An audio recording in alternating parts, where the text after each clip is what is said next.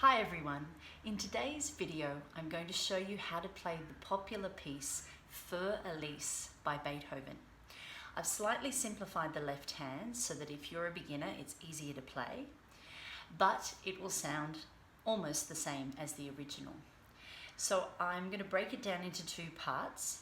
The first part is the theme that repeats, and then you have the middle section before the first part comes back again.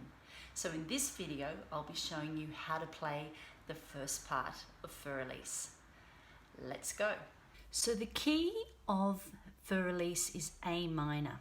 So we're going to put our hands in what's like A position. So your thumb of your right hand will be on A, and your fifth finger of your left hand will be on A. So let's just forget about our left hand for the moment and focus on our right hand. So the first part of Fur Elise, we have our hand in this position. So the notes that we have our hand over are A, B, C, D, and E. So we're in the key of A minor. So the A minor chord is the key. So we're going to start with our fifth finger. So our pinky finger is on E. And the song starts with E, D sharp, E, D sharp, E. So we're going to do this 5 times. So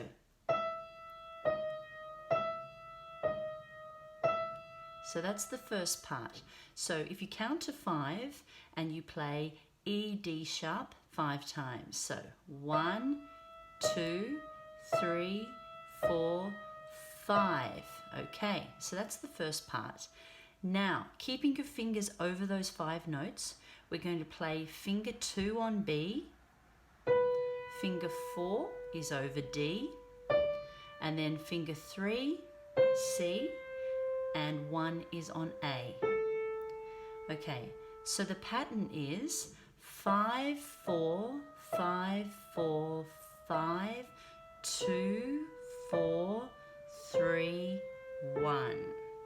Okay, so if you keep your hand in that position, A position, thumb on A, 5 on E, you will know where the notes are. So after you've played the first part, just make sure that your 2 isn't on C because you've just played the D sharp. Just make sure all your fingers come back to the original position and you go 2, 4, 3, 1. And you also make a circle as you come down to that note. Okay, so that's the first part of our right hand. So now we're going to learn what the left hand does. So after that initial melody, we hold our right hand thumb on the note we land on. And at the same time, we're going to play 3 notes in our left hand. And we're going to use fingers 5, 2, and 1.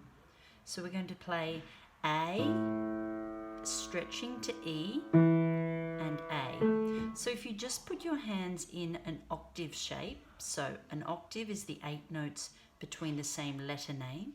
So 5 is on A and 1 is on A. So we're stretching the position. Instead of keeping it over the 5 note position, we're stretching it out, and our second finger naturally lands on the 5th note of the scale. 1, 2, 3, 4, 5 is E. So that's what we're going to do with our left hand when we play our right hand and hold the A at the end of the first pattern. So let's put that together. Right hand starts.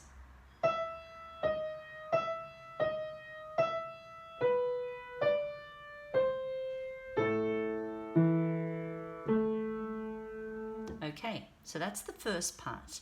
So I'll do that one more time for you and then we'll learn the next part. Together. So it's important you bring those 2 A's at the same time and you hold your thumb. Okay, so moving on to the next part. After that first section, now we come down to middle C. Okay, now we're not going to stay in C position. We're going to be stretching our fingers out.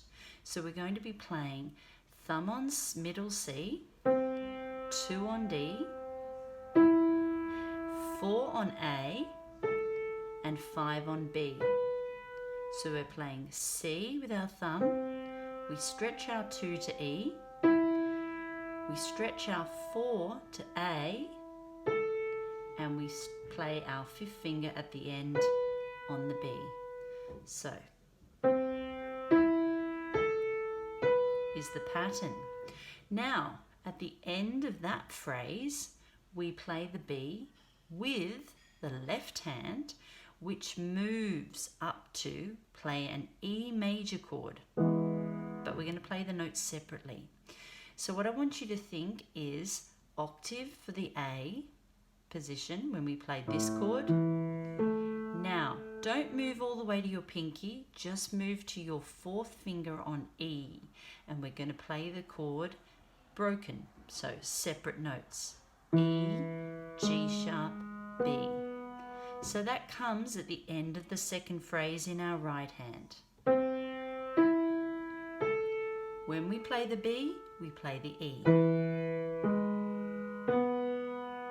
Okay, one more time. Together. So let's recap all of that from the beginning.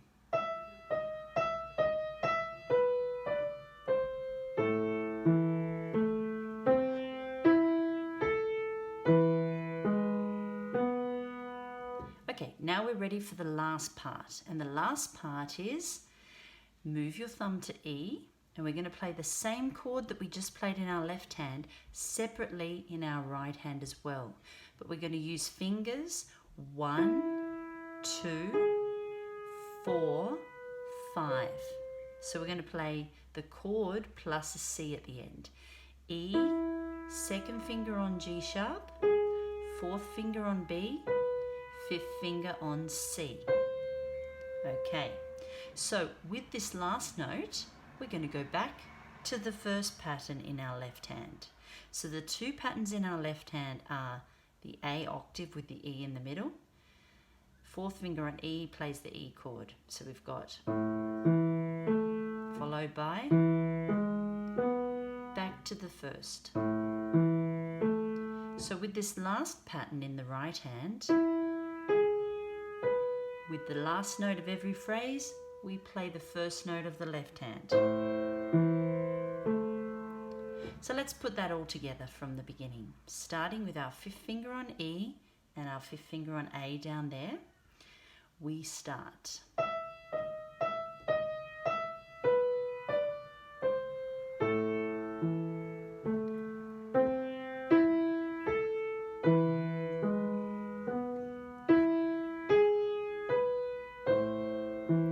Now, to repeat that, we play an octave in our right hand, E to E. Start again, stretch, play everything again.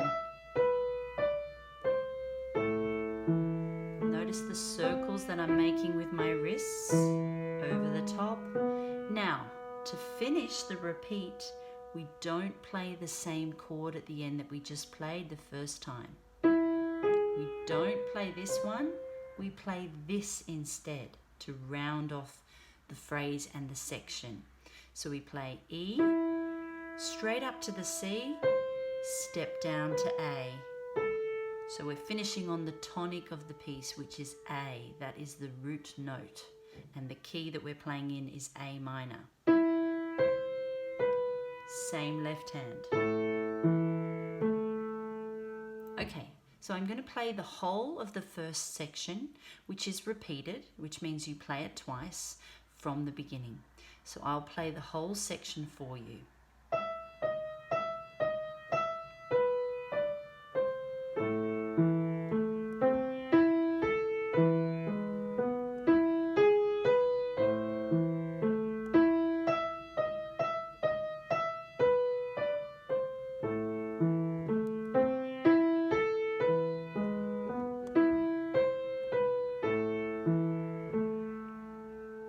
What's really important to remember is that these are quavers, so it's 1 and 2 and 3. So we're thinking quavers in the left hand as well. So it's the same beat in both hands. 1, 1. So often a lot of people play this first part fast and then they play. So that's not what I want you to do. So this, bum bum bum, bum bum bum, la la la. Just keep the same rhythm throughout. So there you have it, the first part of Fur Elise. So in my next video, part 2, Fur Elise, I'll be showing you how to play the next section before the repeat of this first part that you've just learnt today. So have a great day, and I'll see you in the next video.